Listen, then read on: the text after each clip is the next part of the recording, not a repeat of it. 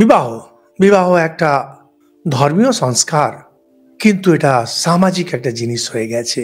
পৈতে সংস্কার এটা একটা সামাজিক জিনিস হয়ে গেছে। তেমনি জাতি বর্ণ ব্যবস্থা, বিশেষ করে বর্ণ ব্যবস্থা, জাতি তো পুরোপুরি এখনো সমাজেই আছে, কিন্তু বর্ণ ব্যবস্থা এটা সামাজিক জিনিস। সমাজ যাতে সুষ্ঠুভাবে চলে, কিন্তু সেটা কোনোভাবে জুড়ে গেছে ধর্মের সঙ্গে। ওনারা আসলে বলতে চাইলেন যে তুমি যে বর্ণেই থাকো, যেভাবেই থাকো, তুমি ঈশ্বরকে পেতে পারো। কারণ ধর্মের কাজ ঈশ্বরের দিকে নিয়ে যাওয়া। ধর্মের কাজ এর সঙ্গে তার বিয়ে করানো নয়, এটা সমাজের কাজ। এরা লোকেরা ঠিক বুঝতে পারেন না যে হিন্দুদের যখন নিন্দা করা হয়, ওরা ভুলে যান যে যখনই আপনি হিন্দু ধর্মের নিন্দা করেন, কিছু সামাজিক রীতি, এ তো হিন্দু সমাজের সমস্যা, এ তো হিন্দু ধর্মের সমস্যা নয়।